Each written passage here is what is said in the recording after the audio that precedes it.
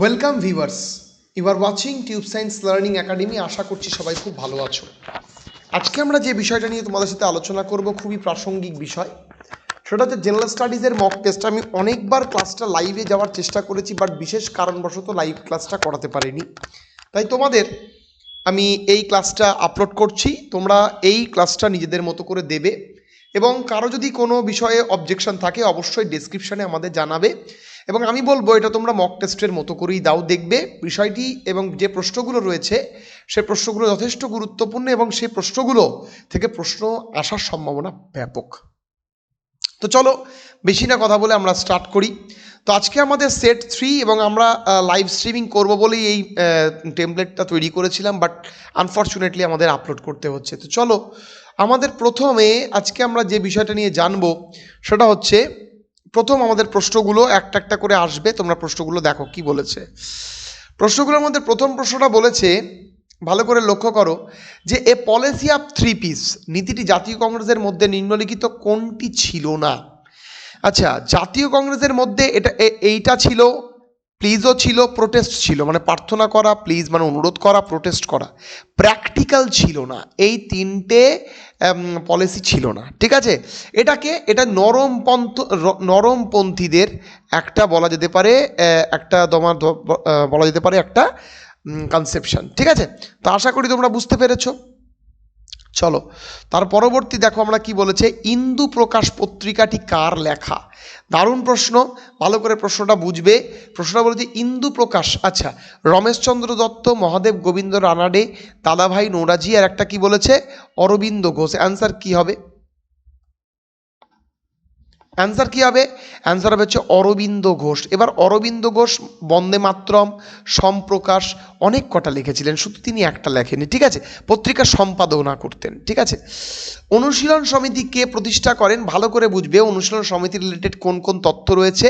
মনে রাখবে তোমাদের যদি তোমরা ইন্টারনেটে সার্চ করো অ্যান্সার কিন্তু সতীশচন্দ্র দাস আসছে, বাট WBCS এর দেখতে পাচ্ছি এই প্রশ্নটা প্রিভিয়াস ইয়ারের প্রশ্ন এবং সেখানে কিন্তু পুলিন বিহারী দাসকে অ্যান্সার হিসেবে একসেপ্ট করেছে। ফলে ভালো করে মাথায় রেখে, এটা কিন্তু অ্যান্সার পুলিন বিহারী দাস এবং এটা কিন্তু ভেরি ভেরি ইম্পর্টেন্ট প্রশ্ন ফর আপকামিং এক্সামিনেশনস, ঠিক আছে। তারপরে দেখো তোমাদের কি বলে, যে নিম্নলিখিত কোন সংঘের নতুন নাম অভিনব ভারত? ভালো করে বোঝো কোন সংঘের। দেখো তোমরা যদি এই পিডিএফটা চাও তো আমরা আমাদের টেলিগ্রাম চ্যানেলে এই পিডিএফটা আপলোড করে দিচ্ছি। তোমরা সেই টেলিগ্রাম চ্যানেলের ডেসক্রিপশনে লিঙ্ক থেকে যুক্ত হও, তো ডেফিনেটলি আমি কিন্তু তোমরা ওখান থেকে পাবে। কোন সংঘের নতুন নাম ছিল অভিনব ভারত? অ্যান্সার কিন্তু হবে মিত্র মেলা, হ্যাঁ। এবং এটা করেছিল বিনয় দামোদর সাভারকার, ভালো করে বুঝবে, ঠিক আছে। তারপর কি বলেছে, এ নেশন মেকিং গ্রন্থটি কোন ব্যক্তির আত্মজীবনী? ভালো করে বুঝবে, স্বামী বিবেকানন্দ, কেশবচন্দ্র সেন, অরবিন্দ ঘোষ, সুরেন্দ্রনাথ ব্যানার্জি। অ্যান্সার হবে কিন্তু সুরেন্দ্রনাথ বন্দ্যোপাধ্যায়। খুবই গুরুত্বপূর্ণ, মোস্ট ইম্পর্টেন্ট, সুরেন্দ্রনাথ বন্দ্যোপাধ্যায়। এবং সুরেন্দ্রনাথ ব্যানার্জি রিলেটেড খুব ইম্পর্টেন্ট কনসেপ্ট রয়েছে, সেটা কিন্তু তোমাকে একটু জেনে যেতে হবে। তারপর কি বলে, দেখো ডন সোসাইটির প্রতিষ্ঠাতা কে করেন? দেখো ডন সোসাইটি, অ্যান্টি সার্কুলার সোসাইটি, এগুলো কিন্তু খুব ফেমাস সোসাইটি, ঠিক আছে। এবং এগুলো কিন্তু কি বলো দেখি, যে স্বদেশি চিন্তাধারা যারাকে উদ্বুদ্ধ করার জন্য কিন্তু এই সমস্ত সোসাইটিগুলো প্রতিষ্ঠা হয়েছিল। তো ফলে অ্যান্সার কি হতে পারে? অ্যান্সার হবে কিন্তু সতীশচন্দ্র মুখোপাধ্যায়। বি নম্বর হচ্ছে ভেরি ইম্পর্টেন্ট কোয়েশ্চেন্স এবং very important questions for upcoming examinations. তারপর কি বলেছে, সর্বপ্রথম বয়কটের প্রস্তাব কোন পত্রিকা থেকে পাওয়া যায়? দারুণ প্রশ্ন। আচ্ছা, বয়কট বলতে আমরা বলতে পারি যে বন্ধের কনসেপ্ট পাওয়া যায় সঞ্জীবনী পত্রিকা। এবং এটা কে করতো? এই পত্রিকার সম্পাদনা করতেন কে? সুরেন্দ্রনাথ ব্যানার্জি, ঠিক আছে। এবং সে এই বয়কটের মাধ্যমে একটা তত্ত্ব বলেছিল, I unsettle the settle fact. বঙ্গভঙ্গ যদি একটা সেটেলড ফ্যাক্ট থাকে, আমি সেটাকে আনসেটেলড করে ছাড়বো, ঠিক আছে। চলো তারপরের লাইনে আমরা চলে যাই। দেখো কি বলেছে, গদর পার্টি কত সালে প্রতিষ্ঠা হয় এবং গদর পার্টি রিলেটেড কি কি থিওরি তোমাদের সামনে রয়েছে? 1915, 1916, 1914, 1913। এর অ্যান্সার হওয়া উচিত 1913, ঠিক আছে। এবার কোথায়? স্যান ফ্রান্সিসকোতে কিন্তু এটা এস্টাবলিশড হয়েছিল। আর কে করেছিলেন? লালা হরদয়াল। খুবই গুরুত্বপূর্ণ। চম্পারণের সত্যাগ্রহ গান্ধীজি কত সালে শুরু করেছে? চম্পারণ কি? দেখো গান্ধীজি অনেক জায়গায় সত্যাগ্রহ করেছিলেন, তার মধ্যে চম্পারণের সত্যাগ্রহ কিন্তু তার ছিল প্রথম একটা রাজনৈতিক বলা যেতে পারে, তার একটা আন্দোলন বা ধর্ম বা বলা যেতে পারে একটা আন্দোলন, যা নীলকর চাষিদের ওপর অত্যাচারের জন্য তিনি করেছিলেন এবং সর্বভারতীয় নেতা হিসেবে তিনি কিন্তু অভ্যুত্থান পেয়েছিলেন। ঠিক আছে, খুবই ইম্পর্টেন্ট প্রশ্ন। এবার দেখো, যে সমস্ত প্রশ্নগুলো খুবই গুরুত্বপূর্ণ আমরা সেগুলো প্রশ্নকে লাল অক্ষরে লিখেছি। বলে যে প্রথম বিশ্বযুদ্ধের কালে ভারতের রাজনীতিতে উল্লেখযোগ্য ঘটনার মধ্যে নয় কোনটি? আচ্ছা, প্রথম অপশন বলেছে নরমপন্থী চরমপন্থীদের মিলন। তো তোমাদের আগেই জানতে হবে নরমপন্থী দুভাগে ভাগ কবে হয়েছিল। সুরাট অধিবেশন 1905, ভালো করে মাথায় রাখবে, সুরাট অধিবেশন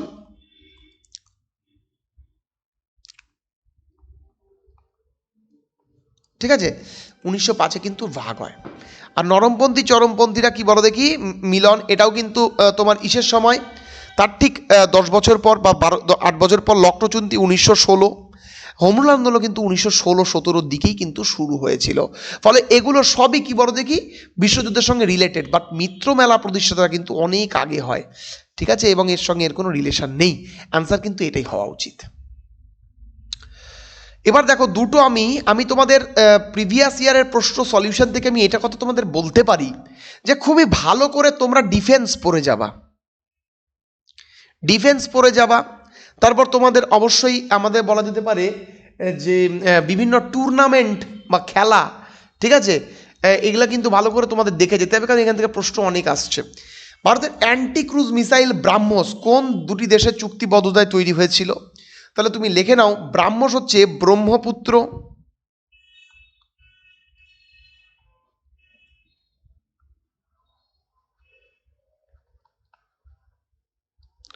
প্লাস মস্কোভো। এই মস আর এই ব্রাহ্ম, এইটা নিয়ে হয়েছে ব্রাহ্মস। এটা কোথায়? এটা ইন্ডিয়ার একটা নদী, আর এটা হচ্ছে রাশিয়ার একটা নদী। এটা কিন্তু অ্যান্টি ক্রুজ মিসাইল, অ্যান্টি নামটা একটু বানানটা ভুল হয়েছে, একটু দেখে নেবে। ঠিক আছে, বলছে বারাক 8, যদি এই প্রশ্নটা 2023-তে দুটো পরীক্ষায়ও আসে আমি কিন্তু অবাক হব না। তার কারণ বারাক 8 এই অস্ত্রটি ভারতবর্ষ কোন দেশের সহযোগিতায় তৈরি করেছে? ইসরায়েল। খুবই গুরুত্বপূর্ণ, ইসরায়েলের। অ্যান্সার কিন্তু সি নম্বর। বলছে S-400 মিসাইলটি কোন দেশের কাছে রয়েছে? ভালো করে বুঝবে, S-400 মিসাইলটি কোন দেশের কাছে রয়েছে। অ্যান্সার কি হবে? দেখো, এইটা কিন্তু পিএসসি ক্লার্কশিপের কোশ্চেন 2019-এ। ঠিক আছে, শিফট 2 আমি এটাও বলে দিলাম। ঠিক আছে, অ্যান্সার কিন্তু রাশিয়া। কেন আমি এখানে হঠাৎ দিলাম এটা তো একবার স্যার পড়ে গেছে। দেখো, S-400 মিসাইল কিনতে কিন্তু ইন্ডিয়া খুব ইন্টারেস্টেড টিল 2018 থেকে কিন্তু ইন্ডিয়া খুব ইন্টারেস্টেড এই S-400-এর ডিল করার জন্য। ফলে সেই জন্য কিন্তু এটা কিন্তু খুব গুরুত্বপূর্ণ হতে পারে। বলছে গেরুদা শক্তি, ঠিক আছে, এটা কোন দুটি দেশের মধ্যে সামরিক? এটা হচ্ছে ভারত আর ইন্দোনেশিয়া। খুবই গুরুত্বপূর্ণ। ঠিক আছে, ভারত আর ইন্দোনেশিয়া। তারপর কি বলেছে? প্রখ্যাত দাবা খেলোয়াড় ম্যাগনাস কার্লসেন কোন দেশের বাসিন্দা? দারুণ প্রশ্ন, আসার সম্ভাবনা আছে।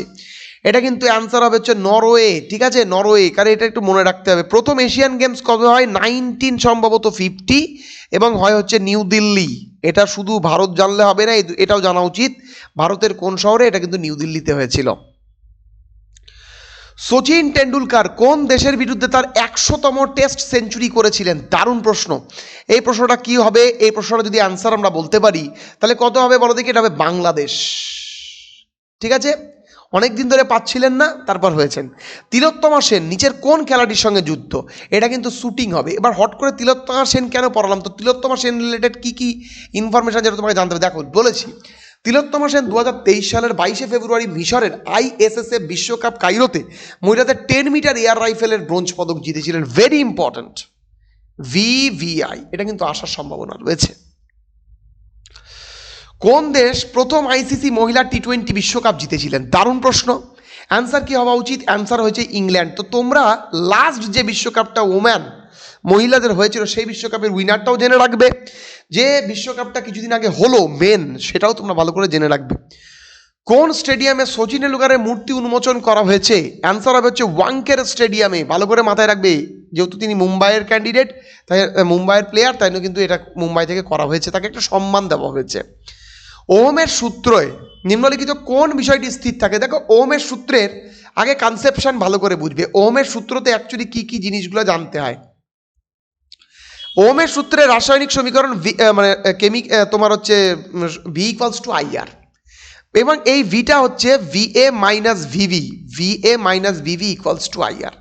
এবার ভিএ কি এক বিভব পার্থক্য, আর একটা বিভব পার্থক্যের যে পার্থক্য সেটাকে আমরা আইআর দ্বারা রিপ্রেজেন্টেশন করি। এটা পদার্থের ভৌত অবস্থাকে ডিক্লেয়ার করে।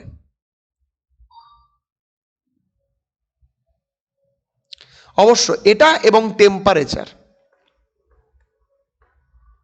ভালো করে বুঝবে, এই দুটোই কিন্তু তোমার কি বলে থাকে। দিনের বেলায় আকাশ নীল দেখার কারণ কি? দিনের বেলায় আকাশ নীল দেখায় কেন?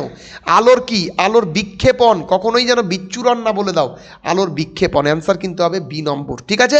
আলোর বিচ্ছুরণের দরুন রামধনু দেখা যায়, এটা একটা খুব গুরুত্বপূর্ণ পয়েন্ট। তাহলে তোমরা দেখে নাও, রামধনু কিন্তু হ্যাঁ আলোর বিচ্ছুরণের জন্য দেখা যায়। আর আলোর প্রতিফলনের জন্য অনেক কিছু, আলোর প্রতিফলনের জন্য অভ্যন্তরীণ পূর্ণ প্রতিফলন শুরু হয়। তো ব্যাপার বিষয়গুলো কিছু কিছু রয়েছে। নিম্নলিখিত কোন গ্যাসটি ওজোন স্তর ধ্বংসের জন্য দায়ী? তাহলে তুমি বলো এইটা সিএফসি দায়ী না? অবশ্যই দায়ী, সিএফসি দায়ী। আচ্ছা, নাইট্রাস অক্সাইড দায়ী, তাহলে কোনটা? অ্যামোনিয়া কিন্তু এখন তো সিএফসির জায়গায় কিন্তু ইউজ হচ্ছে, তাহলে অ্যান্সার কিন্তু অ্যামোনিয়া হবে। আর রিচমন্ড লাং এফেক্ট দেখা যায় কোন হরমোনের প্রভাবে? Auxin, gibberellin, cytokinin. খুবই গুরুত্বপূর্ণ। কেন বলেছি বলো তো? তার কারণ এই যে রিচমন্ড লাং এফেক্ট ছাড়া অন্যান্য সব কিছুই পরীক্ষায় পড়েছে, বাট এটা পড়েনি, কিন্তু আসার সম্ভাবনা বেশি। অ্যান্সার কিন্তু হবে সাইটোকাইনিনের অভাবে পাতা ঝরে যায়, একেই বলা হয় রিচমন্ড লাং এফেক্ট। অসম্পূর্ণ প্রকটতা দেখা যায় নিম্নলিখিত কোন উদ্ভিদের? মনে রাখবে সন্ধ্যা মালতীতে। এটা ইনকমপ্লিট ডমিনেন্স, ভালো করে মাথায় রাখবে, very very important. Compress natural গ্যাসের প্রধান উপাদান কি? Methane, very very important, CH4। আর এলপিজির হচ্ছে বিউটেন। এই যে এলপিজির হচ্ছে বিউটেন, দেখো এলপিজি মানে লিকুইফাইড পেট্রোলিয়াম গ্যাসের। এবার দেখো 27 নম্বর, নিম্নলিখিত কোনটি নিষ্ক্রিয় গ্যাসটি তেজস্ক্রিয় প্রকৃতির? কোন নিষ্ক্রিয় গ্যাস? নোবেল গ্যাস কোনটি বলো? অ্যান্সার হবে রেডন। রেডন গ্যাস কিন্তু রেডিও অ্যাক্টিভ মেটাল। ভূত্বকের সবচেয়ে গুরুত্বপূর্ণ মৌলের নাম কি? কি হবে? অ্যালুমিনিয়াম। লেখো অ্যালুমিনিয়াম হচ্ছে ভূত্বকের। তাহলে which of the following metals cause for earth crust? Answer হবে অ্যালুমিনিয়াম, ভেরি ভেরি ইম্পর্টেন্ট। বায়ুমণ্ডলে কোন স্তরে, কোন সবচেয়ে শীতল স্তরের নাম কি? এক্সোস্ফিয়ার। এক্সোস্ফিয়ার না মেসোস্ফিয়ার না ওজোনস্ফিয়ার? অ্যান্সার হবে মেসোস্ফিয়ার, ভালো করে বোঝা রাখবে। এক্সোস্ফিয়ার হচ্ছে সবার লাস্টে, মেসোস্ফিয়ার। ফায়ার আইস কাকে বলা হয়? ফায়ার আইস বলা হয় মিথেন হাইড্রেটকে বলা হয় ফায়ার আইস, খুবই গুরুত্বপূর্ণ। সমুদ্রের তলদেশে কিন্তু এরকম ফায়ার আইস কিন্তু পরিলক্ষিত হয়, ভেরি ভেরি ইম্পর্টেন্ট। তো নতুন হলে অবশ্যই চ্যানেলটিকে সাবস্ক্রাইব করে নেবে, ডিসক্রিপশনে থাকা আমাদের টেলিগ্রাম চ্যানেলের সঙ্গে যুক্ত হতে ভুলবে না। আর আমি প্রত্যেককে একটা কথা বলি যে এই যখন ক্লাসগুলো হবে তখন ক্লাসগুলো একটু ভালো করে দেখবে এবং বন্ধুবান্ধবদের শেয়ার করবে। কোনো ডাউট থাকলে অবশ্যই কিন্তু তোমরা আমাকে জানাবে, ঠিক আছে? এই ছিল আজকের ক্লাসটির বক্তব্য। দেখা হবে পরবর্তী আবার কোনো ইন্টারেস্টিং সেশনে, এবং ক্লাসগুলো তোমরা অবশ্যই দেখো, বন্ধুর মধ্যে শেয়ার করে দিও। নতুন অবশ্যই চ্যানেলটিকে সাবস্ক্রাইব করে নিও। সবাই খুব ভালো থেকো, সুস্থ থেকো, দেখা হবে পরবর্তী ক্লাসে।